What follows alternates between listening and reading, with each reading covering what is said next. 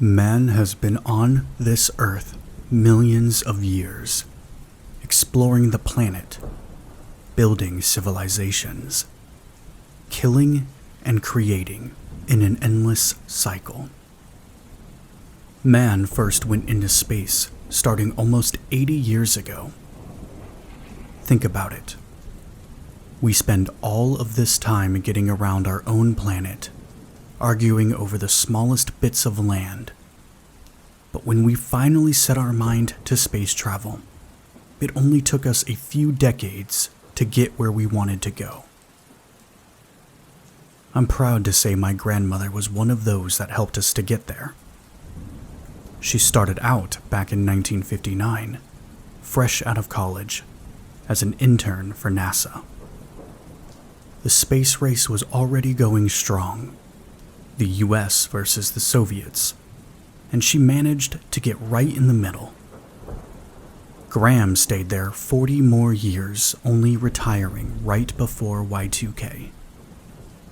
She's up there in years now, and I wanted to try to do something to preserve the memories she had of that time. So I began to collect her stories. We started out with the basics, talking about how she joined, what she did, the history surrounding everything when she was there, all the things you learn in high school history class. When we started discussing the missions she worked on, though, that's when I realized that there was a lot of history missing. Locked up, never to be heard or read by anyone, nor should it. There's a reason space exploration has slowed down. There are missions that were made off the books and off record, launched from secret black sites around the world. Graham both saw and heard terrors beyond our comprehension from the dark void of space. She shared these stories with me, these secrets kept from us by those in power. The human price of our curiosity is much higher than we're led to believe, and these people deserve to have their stories known. So, I'm enclosing one of her stories here. She can get a bit long-winded, as some do in their old age, so I've tried to edit down anything that isn't relevant. I'm still going through everything with her as well. With her age, she can't stay focused for very long, so we're doing these little interviews in hour sessions every day. I'll transcribe, record, and upload what I can, when I can. So, here you are. What follows is my reading of the transcript of what Graham told me on April 4th, 2020. Now, I'm not one for imitations, so I'm not going to try to speak like her. And, of course, there will be a few interjections of my own which I will mention throughout the transcript. My name is Evelyn Laura Smart. I was a mission control contact with NASA from 1959 to 1999. I was the one that any astronauts or crew would speak to, the voice on the ground. I relayed this information back to whoever needed it in flight control, navigation, engineering, and such. I didn't set out to work there. It sort of just fell into my lap. I had worked as a switchboard operator, mostly taking emergency calls for the local departments. NASA was doing some recruiting, and one of my supervisors recommended me. Then before I knew it, there I was, sitting in the big mission control room, watching the big screen with the video feed, and talking to our very own spacemen. So here she goes into a tangent about how lovely Armstrong and Aldrin are, with many mentions about Christmas cards from the latter. So, one of the first missions I was there for was the first picture of Earth from orbit. Obviously, being in communication, I wasn't really necessary, but we all crowded into the control room to see the picture as soon as it was transmitted. Granted, it was the late 50s, so we were waiting for quite a while. We expected cheers when it came through finally. It started that way, at least. Then everything quickly died down. There was the Earth, the huge curve with a beautiful crown of light from the sun shining around it. We captured something else, too, though. Something that I fear I'll see again one day. Behind the Earth, off in the distance, was something giant. It wasn't clear, but what you could make out was a clearly defined torso. Arms outstretched with wicked spines jutting from the outside. Large, red eyes blazed against the dark void behind the figure, and with a gaping maw underneath opened in a terrifying roar. The scale of this thing was huge. No way it couldn't be seen from a normal telescope here on Earth. We aimed our most powerful telescope at the coordinates we estimated it to be at and swept the sky, but couldn't see it anywhere. Took another picture from the satellite and it was gone, as if it had never been there. To this day, we don't know what the hell it was. We check for it in every photo we take, every sweep of the sky. And it's only shown up 2 more times since then. Once in 1979 and once in 1999. I don't know many people in the agency now, so God knows if it's been there again. Every time it showed up, though, it appeared larger. Here she goes on about a few other notable advances in tech, most irrelevant to what we're discussing now. Oh, what a lot of people don't realize is that there were manned space flights before the ones on the history books. Sure, there's always been the theories about lost cosmonauts and such from the Soviets, and there are definitely true cases of that. But we had our share as well. There was an initial manned spaceflight in 1960, the Daedalus. She noticed the look of shock on my face, apparently, and laughed. Never read that one, eh? It was kept tightly under wraps. We didn't want anyone to know about it until we had them back on the ground successfully. Otherwise, it may kill morale around the office. No, we kept a small crew. Launched the rocket off from an isolated area of Alaska. We did a lot of launches from there. Kept the Reds on their toes back in the day. Anyway, this was a 3-man crew. There was Bill Zask, James Hanlon, and Terry Duncan. Those 3 were a tight crew. They were supposed to go up, orbit for 12 hours, then come right back down. We would pass it off as a comet if anyone saw, but never got that chance. Things went south fast. They took off. All was fine until they hit the upper atmosphere. They tried to ease back on the jets, make sure they made it into orbit and didn't overshoot. Everything went to hell. Jets wouldn't cut off. We don't know what caused the malfunction.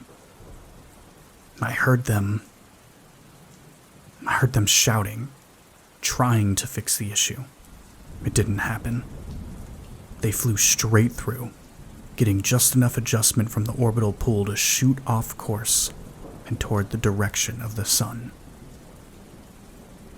She lets out a sigh here, shaking her head. Jets continued firing, taking them even further out. We maintained radio contact with them for 20 hours after takeoff. I spoke with them as fuel ran out. They began drifting into the void, no hope of turning, never to feel solid ground again. To this day, I don't know if it was something they really saw, or the insanity getting to them as they died and faced the mortality. James was the first to begin raving, telling us about the bodies floating by the cockpit windows. I tried to clarify what he meant, assuming celestial bodies. and I'll never forget the response from Bill. "No, Evelyn," he said to me. "Human bodies. Dozens of them." They described the field of bodies, male and female, old and young, all naked as the day they were born. Bill swore that one smiled at him as he went by. We didn't have live feed cameras at the time, unfortunately, so we weren't able to confirm. The way they described it, though, I have no doubt they were seeing all of this. A lot of transmissions got lost in static, limits of the tech at the time. The last broadcast we received was Bill. He was raving, still talking about the bodies. Said they were talking to him now, telling him he could live forever with them. He said he was going to open the emergency hatch. Maybe it was my emotions getting the better of me.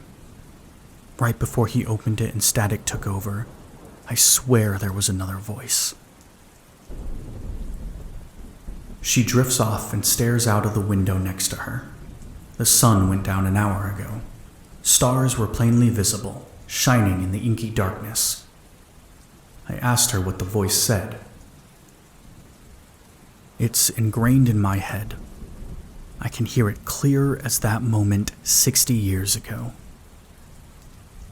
Come, be with us, become as stars, and drift immortal. After this, Graham said that she was tired and that she's going to bed. More soon.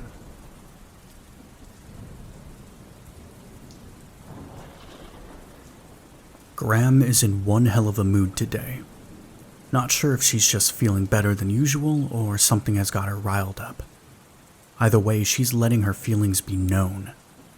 That's just a forewarning before we get into this transcription. There are things about her in here that I personally never wanted to hear. No, really.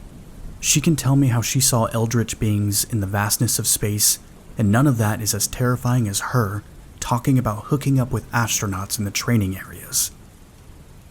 Ugh, here's the transcription. I'm going to go chug bleach. Conversation from April 5th, 2020. Again, this is being told by Graham and translated by me, also including my own interjections, as necessary.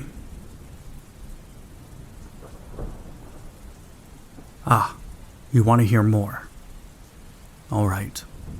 I guess it's time to turn this bullshit off.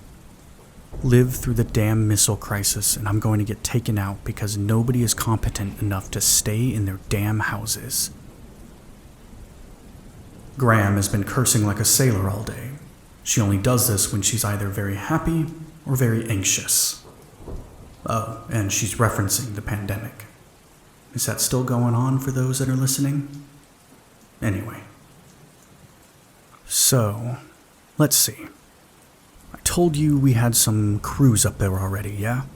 Just couldn't get any successful returns down. Damn Reds beat us to that. Joke was on them though, they just tossed Gagarin up there in a metal tube and waited for him to come back down on his own. We actually had our own man pilot themselves back down to Earth.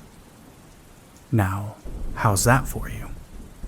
Russians don't have shit on American determination. So, we did a few other missions once we finally got the hang of putting people up there and bringing them back down. It was all smooth sailing for the most part. So now, what did we decide to do? Put a man on the goddamn moon.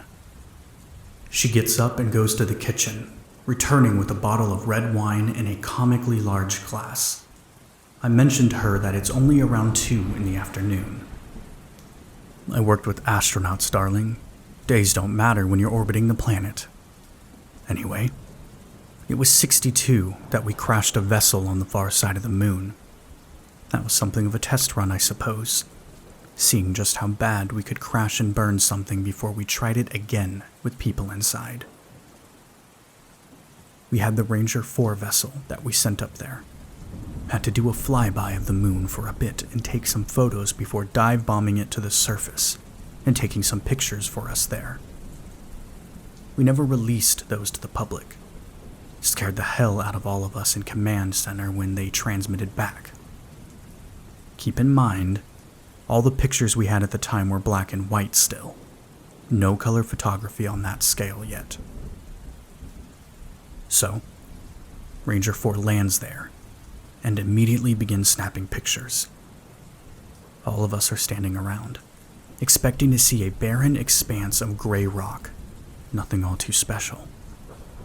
Lo and behold, the first picture comes back and there's someone just standing there, right in front of the crashed capsule. We couldn't tell gender or race or anything. They were in a spacesuit that looked remarkably like the ones we were developing. So naturally, we think, oh shit, they beat us to the moon. Because who else could it be at this point? The Russians were the only other country keeping any kind of pace with us. Then we realized it couldn't be them. They would have been rubbing it in our faces if they had landed a man on the moon. There's no fucking way this was from anyone on our planet. And that's when the rest of the pictures started coming in. The suit kept getting closer and closer to the capsule, maintaining the same stance the whole time. It just kind of floated over to it. Then you could see into the visor on the helmet. Where there should have been someone's face visible, there was just fire. Pure, bright flame. Then the picture stopped. Nothing else came from Ranger 4. Graham finishes off her first glass of wine, or half-gallon. It's hard to tell from the size of the glass. She immediately empties the rest of the bottle into it. I'll give the higher-ups at NASA credit, though. Crazy bastards didn't let seeing a flaming cosmonaut stop them from going ahead with their plans. We plugged away at it, sending up more and more missions to orbit the Earth, do flybys of the Moon, Mars, Jupiter, anything we could get near. We saw a few oddities here and there as we went, but things stayed mostly silent for those few years. Maybe we just didn't notice it because we were so focused on the mission at hand. Then it finally happened in '69, as you well know. We got to the moon, beat the Russians there after all. There was that big televised bit with Neil and Buzz taking the steps onto the surface and everything. I really hated those suits they had them in. Didn't get to accentuate Buzz's best features for sure. That man had the best ass in this entire galaxy. This was one of 5 tangents about Buzz Aldrin's physical features throughout the day. I've edited these out for the sake of mine and your sanity. You ever consider that we landed someone on the moon and sent up missions to land again and again for the next 3 years, then just quit cold turkey and never went back? Why do you think that is? Hey, I thought you wanted to hear all this. At this point in time, she threw the remote for the television at me. I had retreated to my mental safe space during the Buzz Aldrin diatribe. Well, we did go back. A few times. This wasn't for scientific research we did the last 3 years. No, this was for anthropological purposes. We found things on the moon. We weren't the first beings there. No, we started finding small signs with the Apollo 14 mission. There were some little remnants of previous visitors. The first thing they found were some symbols carved into crater walls. Nothing that we could translate, of course. Nobody knew what the hell they meant, but we knew they weren't naturally occurring. That much was obvious. So they took pictures of all the ones they found. Pretty sure they're still working on it to this day. They'll probably crack the Zodiac cipher before that damned thing. Apollo 17 was when they knew they needed to carry this one on privately. That's the last manned moon mission that happened back in '72. for all the world knows, we ain't been back since. And that's the way they want to keep it. Apollo 17 found way more than anyone previously had. They found full-on structures. Altars of worship is what it looked like. And I can't even describe the images transmitted back. The way these things were built, it wasn't natural. There's no way the structures built that way should be allowed to stand. It was like the ghost of Lovecraft possessed Escher and made him design some fucked up church. We advised them not to go inside.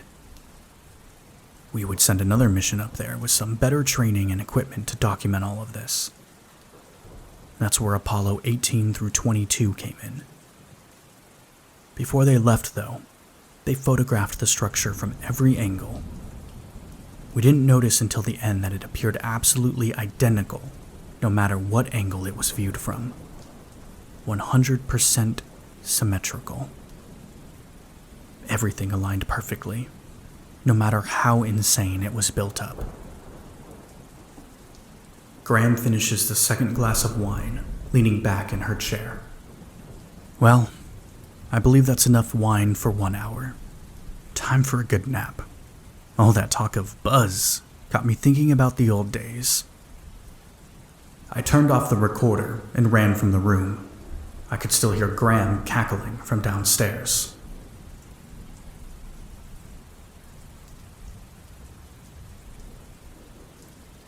April 6th, 2020. I'm going stir crazy. Graham seems to get stronger every day somehow. It's like she's stealing my youth and thriving in isolation. This may end up being a record of me going insane with her stories mixed in. Let's go sit out on the porch. It's a nice day out. I'm tired of being cooped up in here. I concede that I could use some fresh air, but make her promise not to go near the neighbors or anybody walking by on the street. She gives me an entirely too sarcastic scout salute and swears that she won't. All right, that's better. Feel my battery recharging already. Now, the moon church was what I was telling you about yesterday, right? Now that was some crazy shit. So, Apollo 17 found this crazy structure that was just perfectly built. Strangest architecture I've ever seen. Made no goddamn sense to anyone how it remained standing after all this time. So we trained some other crews to go up after and look into it further. Specifically, we got a few people trained that had degrees in anthropology and ancient cultures. Maybe we could find some links here between this and things that had been found on Earth. Well, naturally, nothing is ever that easy. They head up there in 1973, land smack next to the structure found by the previous mission, and get to it. By this point, technology has thankfully improved, so we have cameras in their helmets that allow us to see everything that they see. And they were in color, too. Thank God. I asked her how they had this kind of tech in '73, when a lot of things were still incredibly basic with video, especially transmitted over that vast of a distance. Pfft, you really think the stuff you saw from that time was the most advanced technology being used by the government? Don't underestimate the amount of money American government will throw at something if they feel it's a threat. The cameras and equipment we had on those missions was on par with the little video camera your mama gave me for Christmas a few years back. She's talking about the GoPro she got 4 years ago that records in 4K. What the fuck? And now she's laughing at me again. Like I said, don't underestimate government spending. So anyway, Apollo 18 was a 3-man crew. Jason Voss, Ben Codd, and Arthur Wayne. Wasn't too happy about Arthur going up there. We had spent a few months together while he was training down at Cape Canaveral. God, if he could do half the things he could do in our gravity up there. Anyways, So they got to work. Jason stayed in orbit around the moon, making sure everything on the main ship was fine. It was Arthur and Ben who went down to the surface and set up base camp. There was the structure, and not even 100 feet away was their little landing pod set up with everything in it. They were equipped for 3 days on the moon. First day goes off fine. Just walking around the thing, taking measurements and samples. They determined that most of the structure is made from an unknown element. To this day, I don't think they found out what it is. So, end of day 1 and they go back to their base camp. Now we have a couple of cameras set up in the pod so we can see everything going on, just in case there's any issues, technically, or God forbid something happens between them. Arthur and Ben are both fast asleep. We've got the feed playing in command just to monitor and keep an eye on everything. And suddenly it glitches. Not a drawn-out one, though, just a quick scramble. Then it's back. Arthur and Ben are still asleep. Now there's a figure standing there in the airlock, though. And like nothing I've ever seen. Long limbs, big hands that almost look like bulldozers, and just a rounded-off nub right at the shoulders. I hit the intercom speaker for the capsule as fast as I could move, screaming at them to wake up. Poor Ben fell straight out of his bunk and onto Arthur underneath him, belly to belly. Now that's something I normally would have paid to see, but right now my heart was racing for the wrong reasons. So, they both scramble up and look towards the airlock. That damn thing is still standing there. I think it was looking at them. Arthur shouts at it, asking what the hell it wants. There's this low garble of noise that happens, nothing discernible. It could have been interference for all we knew. But by God, I saw Ben's face drain of all color when it happened. Arthur went a bit slack, looking from Ben to the creature. Then as fast as it showed up, it was gone. Poof. Right into... well, I guess you can't say thin air, being where it was. Ben sat down on Arthur's bunk and just cried. It took him a good hour to actually calm down. In the meantime, we had no idea what was happening. Finally, he chilled out enough for us to ask him what had happened. He said that thing had looked at him. No eyes or anything, but he knew it was looking at him. And it said she was never meant to live. Now this shook all of us. Almost a month before the mission, Ben and his wife suffered a miscarriage. She had been 6 months along. They were expecting a little baby girl. Then one day the baby was just gone. No heartbeat, no activity. They didn't know what had happened. It tore Ben and his wife apart, though. They had a huge fight a week before liftoff because she didn't want him to go. Didn't want to lose another person she loved. I can't imagine what he felt when he heard that damned thing talk. They cut the mission short after that. Everyone was afraid of what may happen to Ben's mental state if anything else happened there. They packed up quick and got the hell out of there. Ben drank himself stupid afterwards. Ended up driving his car off the interstate going 150 at around 3 in the morning. They barely got anything to bury. Graham wipes away a stray tear from her eye. A man is jogging down the street with his dog, coming closer to our house. Graham calls out a greeting to him. He walks up and begins talking, much to my displeasure, animatedly, and leans down to pet the dog.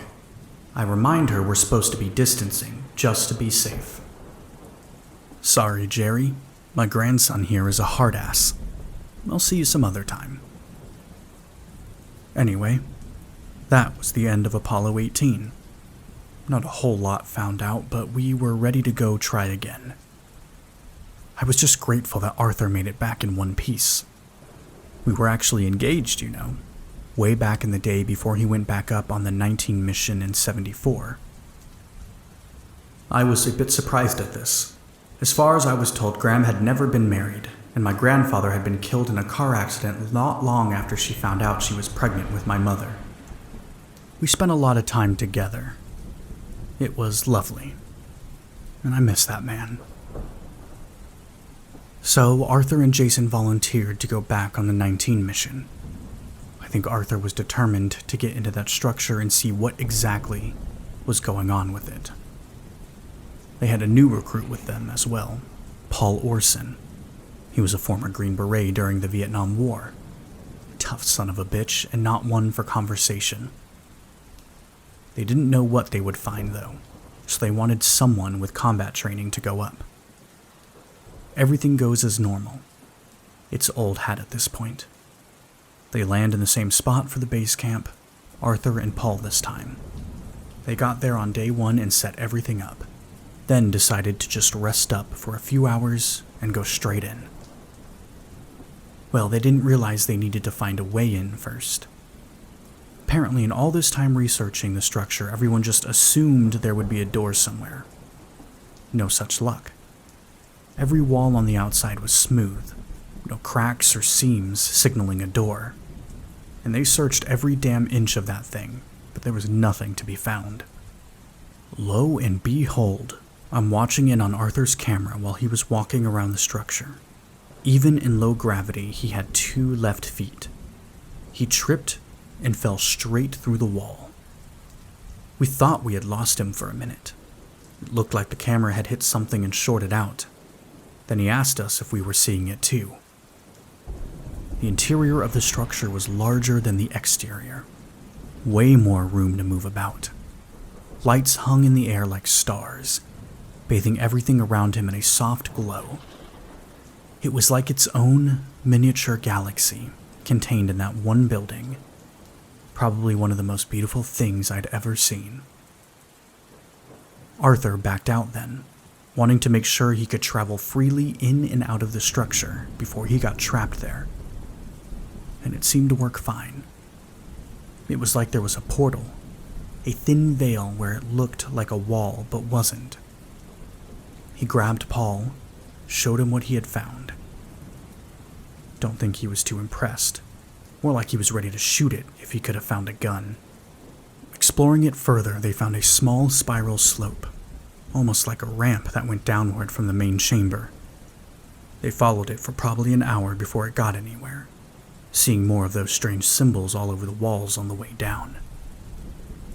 When they got to the bottom, it was like some kind of church. No idea what they worshipped or who, but there was an altar right there against the far wall. A statue rose up in a recess behind it. Looked to me like an elongated pyramid of sorts. Not really sure how to describe the geometry of it. There were angles that merged with smaller angles, curves where lines were. It was like my brain was trying to comprehend it through the camera feed, but just jumbled everything instead. That was about the time we noticed the spots on the altar.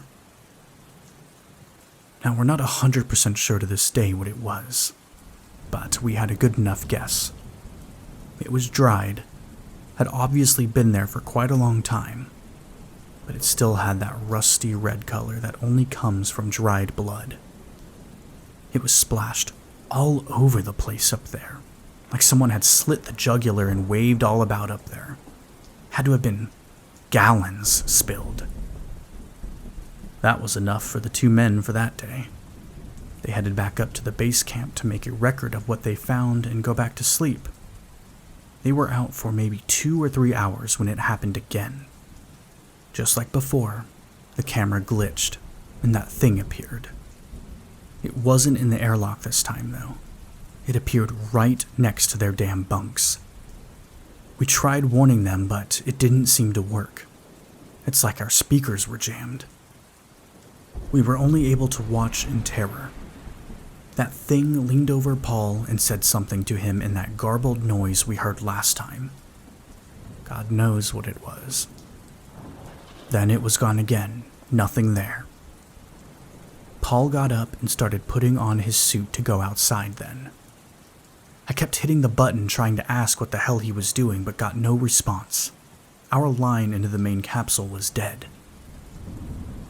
When he had the whole suit on, I tried the line going directly into his helmet. I said, "Paul, what the hell did that thing say to you?" And do you know what he told me? He looked straight up into the capsule camera before stepping out and said, "Finishing what they began." I still get chills thinking about that. It was one of the coldest things I'd ever heard. By that time, Arthur had woken up and was getting his suit on as fast as he could. God, I begged him not to go after Paul, not to go into that damn church.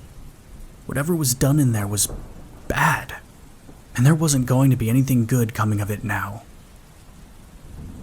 He was too good of a man, though. He got everything on and chased Paul in there. No idea how he had moved so fast, but Paul was waiting down there for him already, standing right on the altar and holding an old combat knife. Arthur shouted at him, asking what the hell he thought he was doing. And he didn't say a damned word. Just started lunging towards Arthur, brandishing that knife. And I watched it. All of it. Each of their helmet cameras was on a different side of the big command screen. Our coordinator was shouting at me to tell them to stop, to get their shit together. But it wouldn't have done anything. That wasn't Paul in that suit anymore. There was a blind rage in his eyes. His breathing in the mic was like an animal that had been cornered. No, he wanted to kill and he didn't care who saw. They went back and forth for a while, throwing each other all around that unholy place. Finally, Arthur managed to wrestle the knife away from Paul. He stood up, holding it out in front of him. There were tears in his voice when he was talking, telling Paul to stay away, telling him that they could go back and have a drink, act like all of this had never happened, but it didn't matter. Paul rushed, and Arthur had no choice. He ducked down and thrust the knife upward. The camera in Paul's suit was splattered with red as he depressurized in seconds. Arthur screamed, looking at that altar and throwing the knife at it. He just lay there for a while, sobbing and shouting curses, and he was alone up there. Graham's voice cracked. I've tried to transcribe the next part as best as I can, but some parts were difficult to make out. Arthur started pulling Paul's body back up towards the exit with him. Even if he tried to kill him, he wasn't just going to leave him up there, all alone on a rock. He got to the top and tried to go through the wall back outside, but it was suddenly solid. No give. He tried the other walls, trying to make sure that he wasn't using the wrong one in his emotional state, but nothing, still no way out. He collapsed against the wall, taking in deep, shallow breaths. His oxygen tank only had about 10 minutes left by his count. The suits weren't designed for long outings back then. I hit the button to talk to him and tried to soothe him, but he was almost hysterical. But I like to think hearing me helped him go quietly. I still remember seeing his face in that helmet camera. My last words to him, the little smile that he got right before he passed. He got to know that even though he was dying up there, on a mission completely off the books, there would be a part of him still living right here on Earth. Graham wiped tears away from her eyes. She had been openly sobbing, obviously reliving something painful. I put my hand out for her to take. The last 3 missions they sent up there served 2 purposes. They were recovery missions to get those bodies back home and give them a proper burial, and demolition missions. They couldn't get back through the wall into the chamber the normal way, so they tried drilling through. There was no chamber, though. Just solid rock no matter how far they drilled into it. So they gave up after that. The next 2 missions brought explosives and detonated them around the structure, destroying it. We haven't gone back to the moon since then. Not after that loss. Even if we had, I wouldn't have worked the mission. I would have absolutely refused. I told them I wasn't taking on any more crewed landing missions after that. They would have to find another communications head. She stared at me for a moment before looking back out toward the sky. The moon was already hanging there, right at the cusp of night.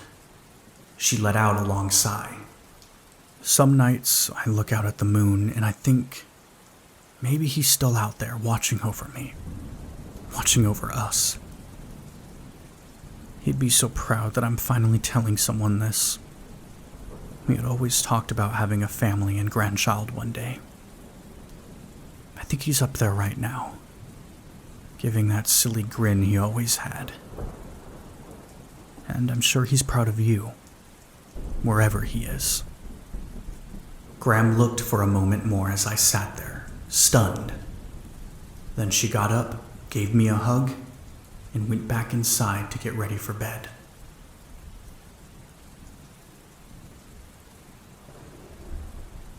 April 7th, 2020.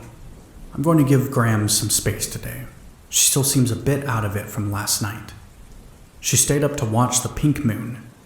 Said she felt better after seeing it, like Arthur was at peace up there.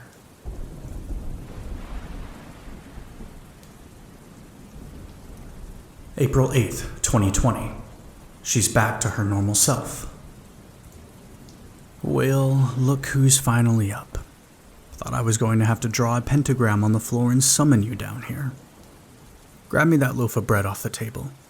I've never wanted a grilled cheese this bad before in my life. Alright now, let's see. Did I tell you about Skylab yet? God, that was a clusterfuck if I ever saw one. They want you to think it's just decayed out of orbit, but they knew what they were doing. They made sure that son of a bitch went down in flames. So, we had about 4 crews up there that did different experiments and such. We had your normal run-of-the-mill stuff, working on plants and small animals, zero gravity, blah blah blah. Then, the final crew came in. And I tell you, I about marched my ass down to the science department and smacked the shit out of every one of them when I saw what they brought with them up there. It was a goddamn block. Not just a block, though. It was a piece of debris from the temple on the moon. They were still trying to figure out what the hell it was made of, after all this fucking time. So, they're up there poking and prodding at it, trying to heat it and see how it reacts. These idiots don't have a damn clue what they're doing. They leave it in the lab one day after they're done, and next thing you know, it starts growing, right in front of us. The damn thing is just expanding, growing outward and inward, taking over the entire compartment in Skylab.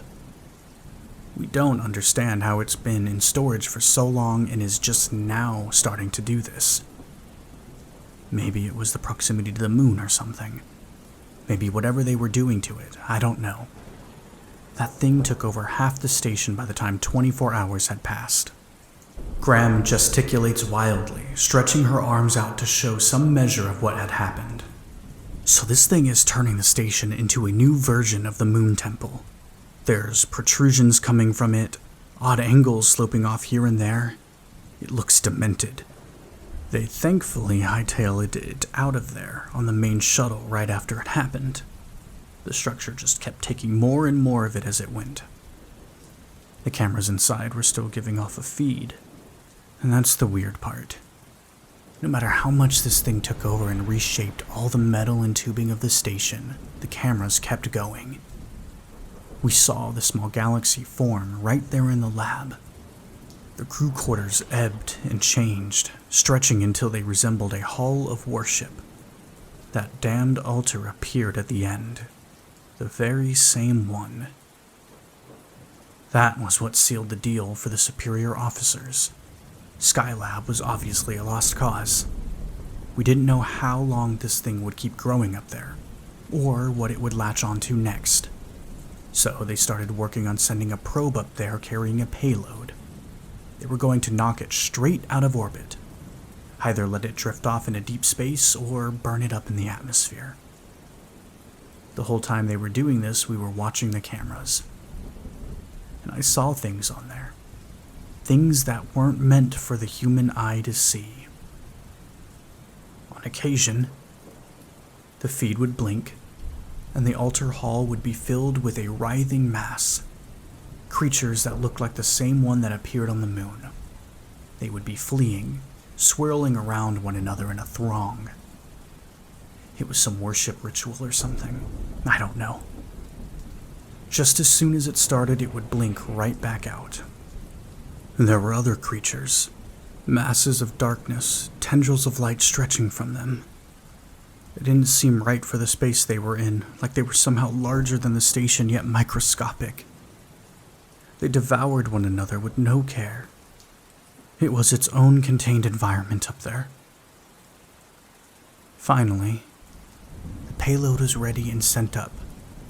We watched the feed as it hit, blowing a hole in the lab before knocking it into a decaying orbit. The worship started again, more frenzied this time. They were excited to be going to Earth. A crew was dispatched to clean up any wreckage that could be found. Not entirely sure what they did with it, but I hope it's buried as far as it can be. From then on, I think we made it a point to make sure all the testing and such was done in a more controlled environment. They started sending out more probes, too. Voyager was launched a few years later. We wanted to see what was beyond our little space in the galaxy. There's a lot, that's for sure. I remember when they told us Voyager had reached the edge of our solar system. We couldn't believe something had gotten that far. We looked in at some of the pictures it had taken along the way. There were the usual things that inspired awe, the stars, planets up close, far-off comets and asteroids. And then there was the follower. Creepy little shit that thing was. Looked like a human male, honestly. Kind of tall, scrawny. He was naked head to toe, not wearing a goddamn thing. And before you ask, no, it didn't have a dick. It just followed the Voyager, like a lost little puppy for a while, poking and prodding at it occasionally. We got plenty of close-up pictures of it, saw right into its eyes. The close-ups were what made us realize it didn't have eyes like a human. Instead, it had stars. They burned hot, almost causing a flare on the pictures. There was one where it opened its mouth and you could see a void like a black hole, singularity and all. She shakes her head, letting out a little shudder. The weirdest thing was the message it transmitted. Perfect English. Sent it through the Voyager's onboard microphone as a microwave signal. When it came through and was translated, it said, "So nice to meet you. I'm a bit early, but I'll be seeing your planet soon enough."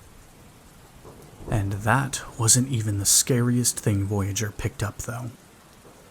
Right before I retired in '99, it started sending back a message. Took forever to decode it because everything was so scrambled. After all that time, it was still a mess. Some language we didn't understand and a cipher to go along with it. It was like someone had done a rush job translating. Turn back before it notices you too.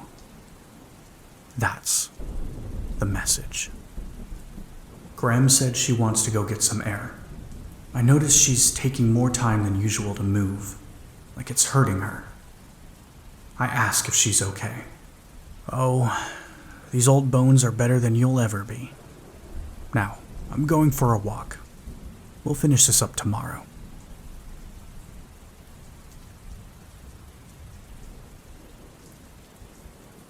Evening of April 9th, 2020.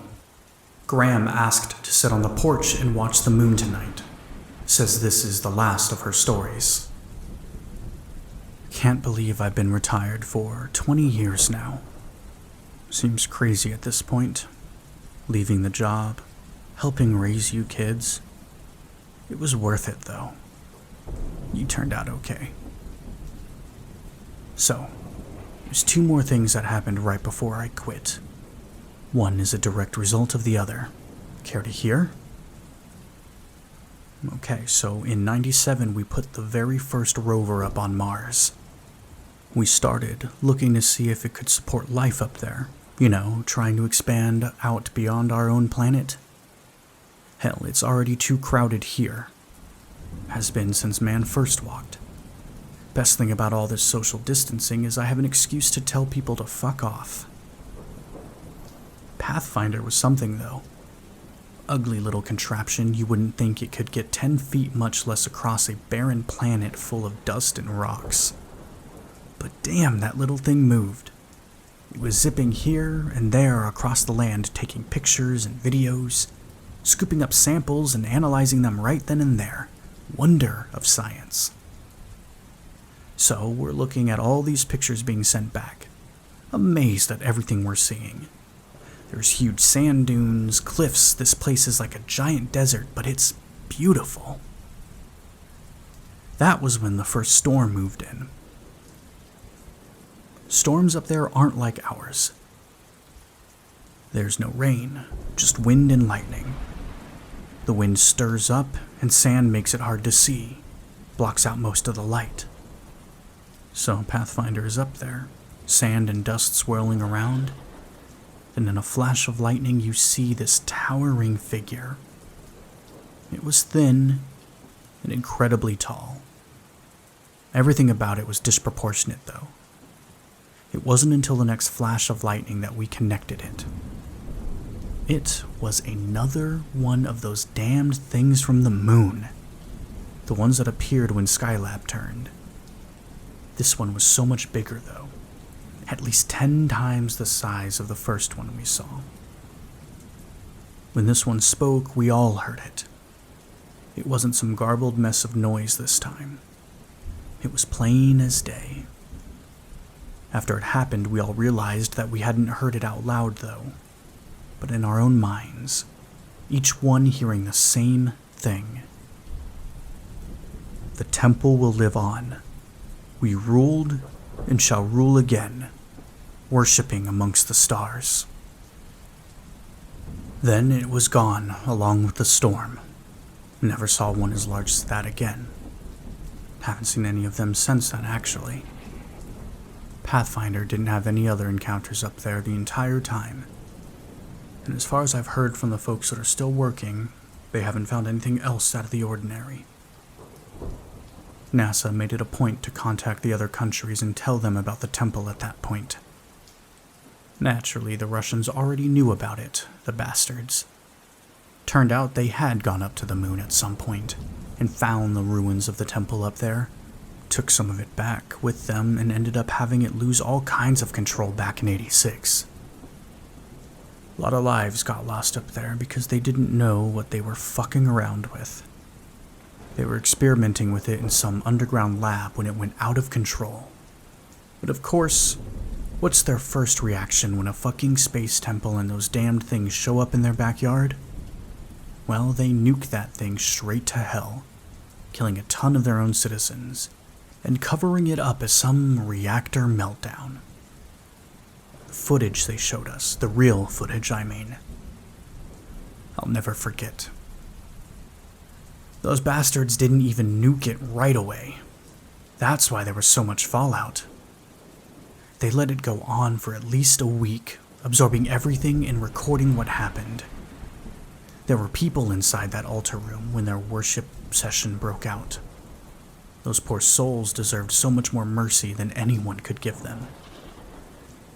After that, we all agreed that our first priority was protecting the Earth from whatever this was, not allowing any of that back down here. That was the time they started on the space station. Now, I don't know much of what they've been up to recently, since it was just being launched when I retired. They built it to keep a better eye on things out there in orbit, though, where they could conduct experiments and run some countermeasures right there, without anyone here on Earth being any wiser. Smart move, I think. I know now, long before I left, that they had a satellite that found that chain of bodies again. The same one that took the first manned crew up there. We could hear the whispers being transmitted back. I still wake up some nights hearing those whispers.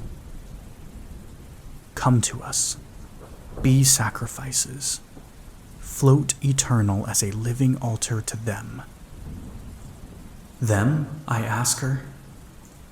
Beats the hell out of me. Maybe it was that big thing they saw in the photos. Maybe that's what the temple was built to worship. Or whatever we were warned about by the follower. There's so many things we still don't know about what's out there. Probably things we never will know. It's all just lost in the vastness of space. Never meant to be understood. We're still here, though. That's something. So they've been keeping us safe until now. Maybe it's something else, though, watching over us. The moon was out in full on the horizon now, shining bright as it rose further. Graham got up and walked out into the moonlight, looking upward. I know you're there, Arthur. I know you're watching over all of us. You stayed up there because you were a stubborn old bastard, thinking you had to do everything to keep people from seeing what you saw. I felt you the other night, though. That full moon, you were there. We're going to dance in the moonlight together again, real soon. I love you. Graham tells me she's going to stay out here for a while. I'm going to go up and start transcribing all of this. Maybe get some actual relaxation in. I'm tired of being stuck in this damn house. Graham was dancing around in the moonlight as I walked back inside, humming Fly Me to the Moon to herself as she did.